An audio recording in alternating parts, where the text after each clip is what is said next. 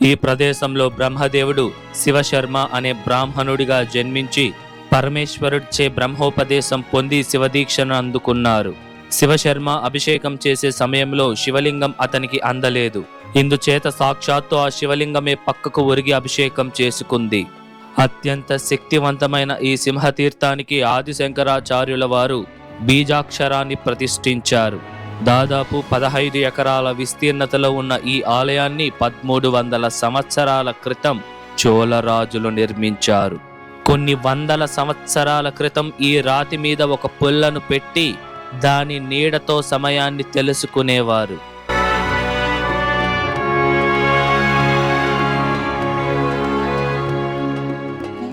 Hi, hello, నమస్తే, welcome to our channel ఆలయ యాత్ర. ఈరోజు మనం ఒక పెద్దదైన మరియు పురాతనమైన శివాలయాన్ని అయితే దర్శించబోతున్నాము. అదే శ్రీ మార్గబంధీశ్వర స్వామి వారి ఆలయం. ఈ ఆలయం తమిళనాడు రాష్ట్రం వేలూరు జిల్లాలో ఉన్న విరించీపురం అనే ఒక గ్రామంలో అయితే ఉంటుందన్నమాట. మనకి వేలూరు రైల్వే స్టేషన్ నుండి 14 కిలోమీటర్ల దూరంలో, అలాగే వేలూరులోని న్యూ బస్ స్టాండ్ నుండి 17 కిలోమీటర్స్ దూరంలో, కాట్బాడి జంక్షన్ నుండి 18 కిలోమీటర్ల దూరంలో ఈ ఆలయం ఉంటుంది. ఈ ఆలయం తాలూకా లొకేషన్ కూడా నేను మీకు డిస్క్రిప్షన్లో ఇచ్చుంటాను, చెక్ చేయండి. వీడియోని లైక్ చేసి స్టార్ట్ చేయండి. మన ఛానల్ని ఎవరైనా సబ్స్క్రైబ్ చేసుకోకుండా ఉంటే సబ్స్క్రైబ్ చేసుకోండి. రండి, ఇప్పుడు మనం ఆలయం వద్దకైతే వెళ్దాం.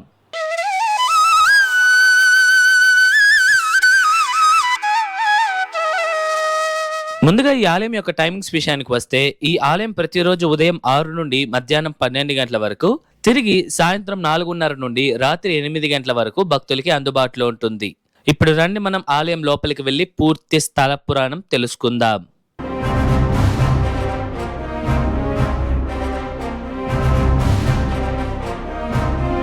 పూర్వం బ్రహ్మదేవుడు మరియు శ్రీ మహావిష్ణువు ఆధిపత్యంపై ఎవరు గొప్ప అని వాదించుకుంటూ ఉన్నప్పుడు, మహాశివుడు ఒక జ్వాలా స్తంభంగా ఆవిర్భవించి తన మూలాలను కనుగొనమని వాళ్ళిద్దరికీ పోటీ పెట్టారు.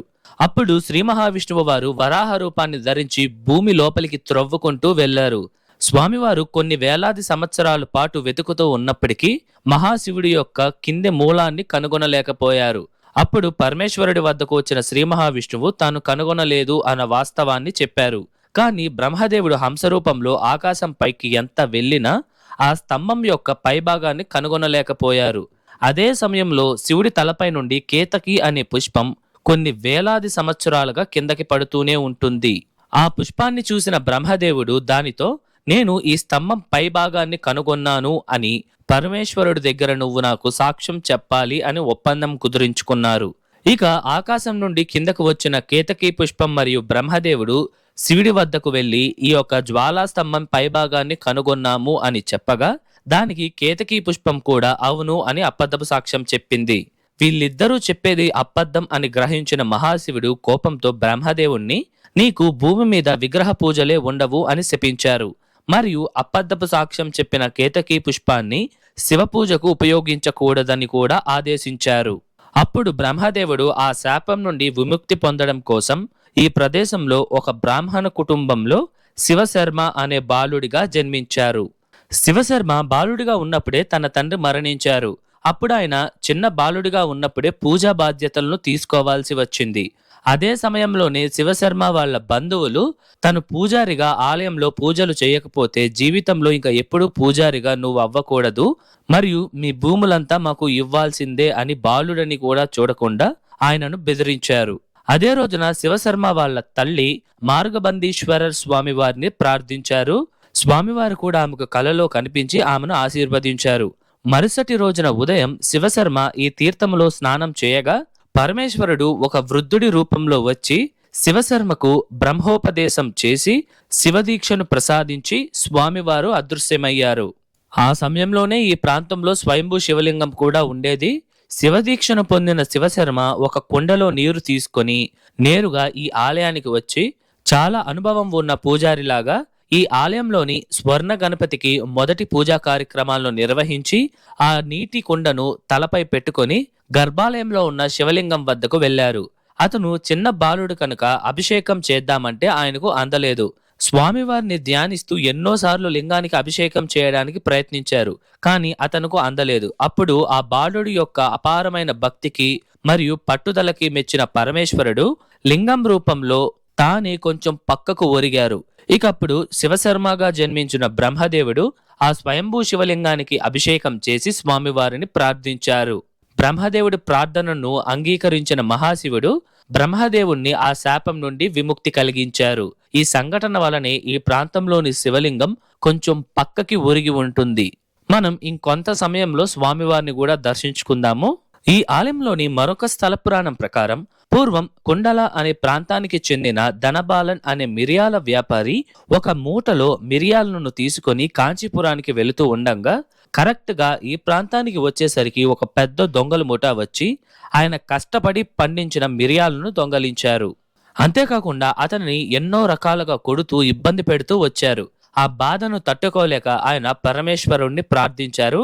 అప్పుడు మహాశివుడు గుర్రం పైన ఒక సైనికుడిగా వచ్చి ఆ దొంగలను తరిమి కొట్టి ధనబాలన్ను రక్షించారు.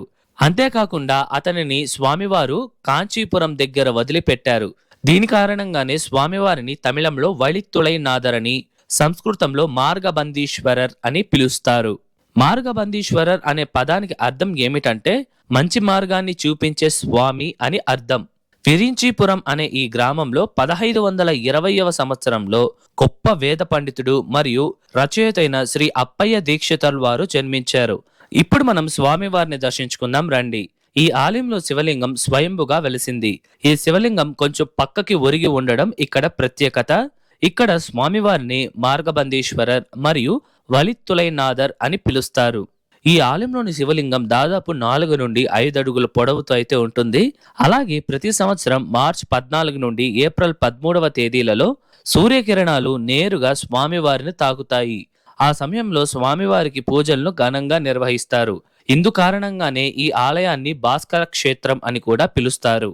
వ్యాపారంలో నష్టాలు చూస్తున్నవారు, కొత్త విద్యను ప్రారంభిస్తున్నవారు, చెడు ప్రభావాల ద్వారా ఆటంకాలు ఎదుర్కొంటున్నవారు మరియు వివాహాలలో ఇబ్బందులు ఉన్నవారు ఈ ఆలయంలోని మార్గబంధీశ్వర స్వామి వారిని పూజించినట్లయితే మంచి ఫలితాలను పొందుతారు. ఈ ఆలయంలో పార్వతీదేవి అమ్మవారికి ప్రత్యేకంగా మందిరం ఉందండి. ఇక్కడ అమ్మవారు నిలబడి ఉన్న భంగిమలో 4 చేతులను ధరించి మరగదాంబిగై అని మరియు మరగదవల్లి అనే పేర్లతో భక్తులకి దర్శనమిస్తున్నారు. ఈ ఆలయంలో మొత్తంగా 3 తీర్థాలున్నాయి. అందులో మొదటిది మరియు ప్రాముఖ్యమైనది ఈ సింహతీర్థం. ఈ తీర్థంలో స్నానం చేయడం వలన చెడు ప్రభావాల నుండి ఉపశమనం పొందవచ్చు. మరొక ముఖ్యమైన విషయం ఏమిటంటే 8వ శతాబ్దానికి చెందిన జగద్గురు శ్రీ ఆదిశంకరాచార్యుల వారు ఈ ఆలయానికి వచ్చి ఇక్కడ ఉన్న సింహతీర్థానికి బీజాక్షర ప్రతిష్ఠన చేశారు. దీనివల్ల ఈ తీర్థం చాలా శక్తివంతమైనదిగా పరిగణింపబడుతుంది. ఇదే ఈ ఆలయంలోని 2వ తీర్థం. దీనిని గౌరీ తీర్థం అని పిలుస్తారు. ఈ తీర్థాన్ని గౌరీదేవి సృష్టించినందువలన ఈ తీర్థానికి ఆ పేరు వచ్చింది. మరియు పూర్వం ఈ గ్రామాన్ని కూడా గౌరీపురం అనే పిలిచేవారు. ఈ ఆలయంలోని 3వ తీర్థాన్ని బ్రహ్మతీర్థం అని పిలుస్తారు. ఈ తీర్థం ఆలయానికి కుడివైపున ఉంటుంది. ఈ తీర్థాన్ని అయితే ప్రస్తుతం రీకన్స్ట్రక్షన్ అయితే చేస్తున్నారండి. ఈ ఆలయంలోని మొదటి ప్రాకారంలోనే మరొక తీర్థం కూడా ఉంటుంది. ఈ యొక్క తీర్థాన్ని నేలమట్టానికి సరిసమంగా నిర్మించడం జరిగింది. అద్భుతమైన నిర్మాణ శైలిని మనం దీంట్లో చూడవచ్చు. ప్రస్తుతం కొన్ని కారణాల వల్ల ఈ తీర్థాన్ని పూర్తిగా కప్పేయబడి ఉంది. ఈ ప్రదేశంలో బ్రహ్మదేవుడు శివశర్మగా జన్మించారు కనుక ఈ ప్రాంతానికి విరించీపురం అనే పేరు వచ్చింది. విరించి అనేది బ్రహ్మదేవుని యొక్క మరొక పేరు. పురం అంటే గ్రామం లేదా ఊరు అని అర్థం. కొన్ని వందల సంవత్సరాల క్రితం ప్రజలు సమయాన్ని ఎలా తెలుసుకుంటారు అనే విషయం గురించి మరి కొంత సమయంలోనే తెలుసుకుందాము.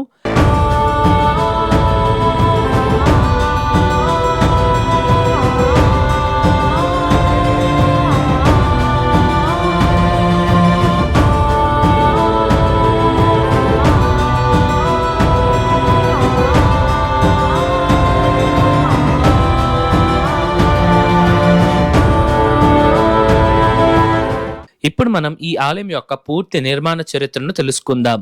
ఈ బ్రహ్మాండమైన ఆలయాన్ని 1300 సంవత్సరాల క్రితం చోళరాజులు నిర్మించారు. తరువాత కాలంలో రాజరాజ చోళ, కులోత్తుంగ చోళ మరియు సాంబవరాయ రాజులు ఈ ఆలయాన్ని కొంతవరకు అభివృద్ధి చేశారు. వీరి తరువాత 13 నుండి 14వ శతాబ్దానికి చెందిన చోళరాజులు ఈ ఆలయంలోని కొన్ని భాగాలను పునర్నిర్మించారు. ఈ ఆలయం దాదాపు 15 ఎకరాల విస్తీర్ణతలో చాలా భారీ స్థాయిలో బ్రహ్మాండంగా ఉంటుంది. ఈ ఆలయంలో 1 కాదు 2 కాదండి, మొత్తంగా 5 ప్రాకారాలు ఉంటాయి. మరియు 2 గోపురాలు కూడా ఉన్నాయి. అందులో మొదటిది తూర్పు గోపురం. ఇదే ఈ ఆలయం యొక్క రాజగోపురం. ఈ గోపురం 7 అంతస్తులతో దాదాపు 110 అడుగుల పొడవుతో అద్భుతంగా ఉంటుంది. ఈ గోపురంపై ఎన్నో దైవ సంఘటనలకు సంబంధించిన అనేక ఘట్టాలను చాలా అందంగా మరియు అద్భుతంగా సున్నపు శిల్పాలుగా మన శిల్పులు చిత్రీకరించారు. ఈ గోపురం దాటి లోపలికి రాగానే ఒక అందమైన మరియు అద్భుతమైన శిల్పాలతో కూడిన ముఖమండపం వస్తుంది. ఈ మండపంలోని ధ్వజస్తంభం, బలిపీఠం మరియు అద్భుతమైన నందీశ్వరుడి యొక్క విగ్రహాన్ని మనం చూడవచ్చు. ఈ విగ్రహం దాదాపు 5 నుండి 5.5 అడుగు పొడవుతో చాలా చాలా అద్భుతంగా ఉంది. ఇక్కడ నుండి లోపలికి వెళ్తే స్వామివారి గర్భాలయం వస్తుంది. లోపలంతా చోళరాజుల శైలిలో నిర్మించిన స్తంభాలను మనం చూడవచ్చు. ఈ ఆలయాన్ని 15వ శతాబ్దంలో విజయనగర రాజైన 2వ దేవరాయలు వారు మరియు శ్రీకృష్ణ దేవరాయలు వారి తమ్ముడైన అచ్యుత దేవరాయలు వారు ఎంతో అభివృద్ధి చేశారు. వీరి పరిపాలనా కాలంలోనే ఈ ఆలయంలో అనేక మండపాలను మరియు 2 అద్భుతమైన కళ్యాణ మండపాలను నిర్మించారు. ఈ మండపం లోపల ఉన్న శిల్పాలు విజయనగర రాజుల యొక్క గొప్ప శిల్పకళా నైపుణ్యతను మరియు మన శిల్పుల యొక్క కష్టాన్ని, వాళ్ళ పట్టుదలను అంతకన్నా ఎక్కువగా వారి గొప్పతనాన్ని మనకి చాటి చెప్తుంది. ఈ ఆలయంలోని 2వ ప్రాకారంలో ఒక విచిత్రమైన చెట్టు ఉంది. అదే ఈ తాటి చెట్టు అన్నమాట. ఈ చెట్టులో ఏంటి విచిత్రం అంటే, ఈ చెట్టు ఒక సంవత్సరం తెల్లటి రంగులోని పండ్లను ఇస్తే మరొక సంవత్సరం నలుపు రంగులో పండ్లను ఇస్తుంది. ఇదే ఈ యొక్క చెట్టు యొక్క ప్రత్యేకత మరియు ఇదే ఈ ఆలయం యొక్క స్థల వృక్షం కూడా. ఇప్పుడు మనం ఈ ఆలయం లోపల ఉండే ఒక అద్భుతమైన దృశ్యాన్ని అయితే చూడబోతున్నాము. అదే ఈ టైమ్ స్టోన్. మనకైతే ఇప్పుడు వాచెస్ అని, క్లాక్స్ అని అనేక ఎలక్ట్రికల్ గ్యాజెట్స్ ద్వారా టైం తెలుసుకుంటున్నాం. కానీ కొన్ని వందల సంవత్సరాల క్రితం టైంని ఎలా తెలుసుకునేవారు అంటే, ఇలాంటి ఒక రాయి మీద పూర్తిగా 1 to 12 నంబర్స్ రాసేస్తారు. ఈ రాయి మీద ఒక పుల్లనైతే పెడతారనమాట. ఎప్పుడైతే సూర్యుడి వెలుగు ఈ పుల్ల మీద పడుతుందో ఆ పుల్ల నీడ ఇక్కడ ఉన్న నంబర్ పై పడుతుంది. ఇప్పుడు మీరు ఇక్కడ చూడవచ్చు, ఆ పుల్ల యొక్క నీడ ద్వారా టైం 9:30 అని తెలుస్తుంది. ఇక్కడ మీరు కూడా చూడొచ్చండి. ఇప్పుడు కరెక్ట్ గా టైం వచ్చి 9:33. ఈ విధంగా ఈ యొక్క సూర్యుడిని, ఈ యొక్క రాయిని, ఈ ప్రకృతి ఇచ్చే ఆ ఒక వెలుగును ఉపయోగించి ఆ కాలంలో సమయాన్ని అయితే తెలుసుకునేవారు. ఈ యొక్క విషయం వినడానికి కానీ చూడడానికి కానీ చాలా చాలా అద్భుతంగా ఉంది. ఈ ఆలయంలో 17 శాసనాలు ఉన్నాయి. అందులో ఒక విజయనగర కాలం నాటి శాసనం చాలా ఆసక్తికరంగా ఉంది. అదేంటంటే, పూర్వం వరకట్నం కారణంగా చాలా మంది బ్రాహ్మణ కుటుంబం వాళ్ళు బాధపడ్డారు. దాన్ని గమనించిన విజయనగర రాజు 2వ దేవరాయలు వారు 1425వ సంవత్సరంలో వరకట్నాలు ఇవ్వకూడదు మరియు తీసుకోకూడదు అని షరతును విధించారు. ఈ షరతును ఉల్లంఘించి ఎవరైనా కట్నం ఇచ్చినా తీసుకున్నా వాళ్ళని రాజ్యం నుండి బహిష్కరిస్తాను అని హెచ్చరించారు. ఈ సంఘటన ద్వారా వరకట్నాలు తీసుకునే సంఖ్య క్రమంగా తగ్గిపోయింది. ఇలా ఈ రాజు పెట్టిన నియమాలకు బ్రాహ్మణ కుటుంబం వాళ్ళు చాలా సంతోషించారు. దీన్ని బట్టి మనం అర్థం చేసుకోవాల్సిన విషయం ఏమిటంటే, ఒక రాజు తన భవనంలో కూర్చొని ఉల్లాసంగా రాజానందం పొందడమో లేదా యుద్ధాలకు వెళ్లి రాజ్యాలను జయించడమో కాకుండా రాజ్యంలో ప్రజల కష్టాలను తెలుసుకొని వాటిని పరిష్కరించడమే గొప్ప రాజు యొక్క లక్షణం. ఈ విషయంలో మన భారతదేశంలోని రాజులను మనం చేతులెత్తి దండం పెట్టవచ్చు. ఈ ఆలయంలో ప్రతి సంవత్సరం మార్చ్, ఏప్రిల్ నెలల్లో 10 రోజుల పాటు బ్రహ్మోత్సవాలను అంగరంగ వైభవంగా నిర్వహిస్తారు. మరియు శివరాత్రి, మాస శివరాత్రి, ప్రదోష పూజలు, పౌర్ణమి, అమావాస్య రోజుల్లో కూడా పూజలను ఘనంగా జరుపుతారు.